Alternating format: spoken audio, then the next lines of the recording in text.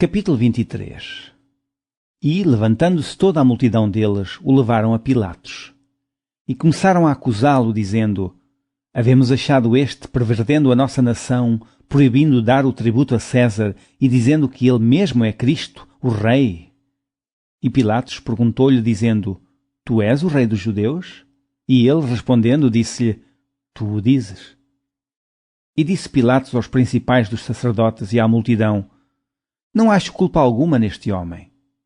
Mas eles insistiam cada vez mais, dizendo: Alvoroça o povo, ensinando por toda a Judeia, começando desde a Galileia até aqui. Então Pilatos, ouvindo falar da Galileia, perguntou se aquele homem era galileu. E sabendo que era da jurisdição de Herodes, remeteu a Herodes, que também naqueles dias estava em Jerusalém. E Herodes, quando viu a Jesus, alegrou-se muito, porque havia muito que desejava vê-lo, por ter ouvido dele muitas coisas, e esperava que lhe veria fazer algum sinal. E interrogava-o com muitas palavras, mas ele nada lhe respondia. E estavam os principais dos sacerdotes e os escribas, acusando-o com grande veemência. E Herodes, com os seus soldados, desprezou-o e, escarnecendo dele, vestiu-o de uma roupa resplandecente e tornou a enviá-lo a Pilatos. E no mesmo dia, Pilatos e Herodes entre si se fizeram amigos, pois dantes andavam em inimizade um com o outro. E convocando Pilatos os principais dos sacerdotes e os magistrados e o povo, disse-lhes: Haveis-me apresentado este homem como pervertedor do povo, e eis que, examinando-o na vossa presença, nenhuma culpa das que o acusais acho neste homem. Nem mesmo Herodes, porque a ele vos remeti, e eis que não tem feito coisa alguma digna de morte. Castigá-lo-ei, pois, e soltá-lo-ei.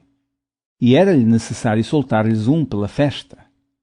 Mas toda a multidão clamou a uma, dizendo: Fora daqui com este, e solta-nos Barrabás, o qual fora lançado na prisão por causa de uma sedição feita na cidade e de um homicídio.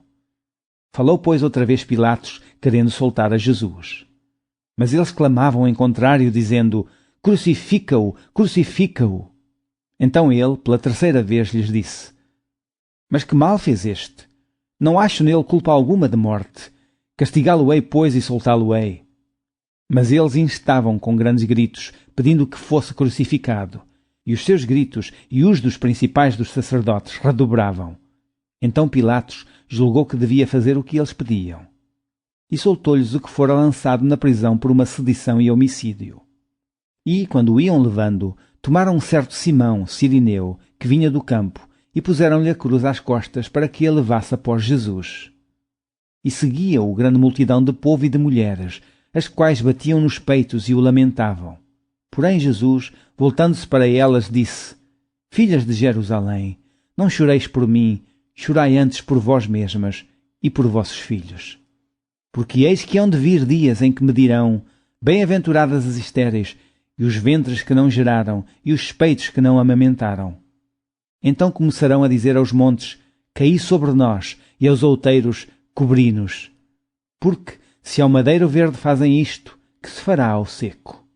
E também conduziram outros dois, que eram malfeitores, para com ele serem mortos.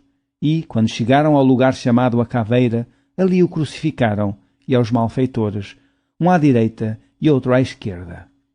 E dizia Jesus: Pai, perdoa-lhes, porque não sabem o que fazem. E, repartindo os seus vestidos, lançaram sortes. E o povo estava olhando, e também os príncipes zombavam dele, dizendo: Aos outros salvou, salve-se a si mesmo, se este é o Cristo, o escolhido de Deus. E também os soldados o escarneciam, chegando-se a ele e apresentando-lhe vinagre, e dizendo: Se tu és o rei dos judeus, salva-te a ti mesmo. E também por cima dele estava um título, escrito em letras gregas, romanas e hebraicas: Este é o rei dos judeus. E um dos malfeitores que estavam pendurados blasfemava dele, dizendo: Se tu és o Cristo, salva-te a ti mesmo e a nós. Respondendo, porém, o outro repreendia-o, dizendo: Tu nem ainda temes a Deus, estando na mesma condenação? E nós, na verdade, com justiça, porque recebemos o que os nossos feitos mereciam. Mas este nenhum mal fez. E disse a Jesus: Senhor, lembra-te de mim quando entrares no teu reino. E disse-lhe Jesus: Em verdade te digo que hoje estarás comigo no paraíso. e era já quase a hora sexta. E houve trevas em toda a terra até à hora nona, escurecendo-se o sol. E rasgou-se ao meio o véu do templo. E, clamando Jesus com grande voz, disse: Pai, nas tuas mãos entrego o meu espírito. E, havendo dito isto, expirou. E o centurião, vendo o que tinha acontecido, deu glória a Deus, dizendo: Na verdade, este homem era justo. E toda a multidão que se ajuntara a este espetáculo, vendo o que havia acontecido, voltava batendo nos peitos. E todos os seus conhecidos e as mulheres que juntamente o haviam seguido desde a Galileia estavam de longe vendo estas coisas. E eis que um varão por nome José, senador, um homem de bem e justo, que não tinha consentido no conselho e nos atos dos outros, de Arimateia, cidade dos judeus, e que também esperava o reino de Deus, esse, chegando a Pilatos, pediu o corpo de Jesus. E, havendo-o tirado, envolveu-o num lençol e pô-lo num sepulcro, escavado numa penha, onde ninguém ainda havia sido posto. E era o dia da preparação, e amanhecia o sábado. E as mulheres que tinham vindo com ele da Galileia seguiram-no também e viram o sepulcro, e como foi posto o seu corpo. E, voltando elas, prepararam especiarias e ungüentos, e no sábado repousaram, conforme o mandamento.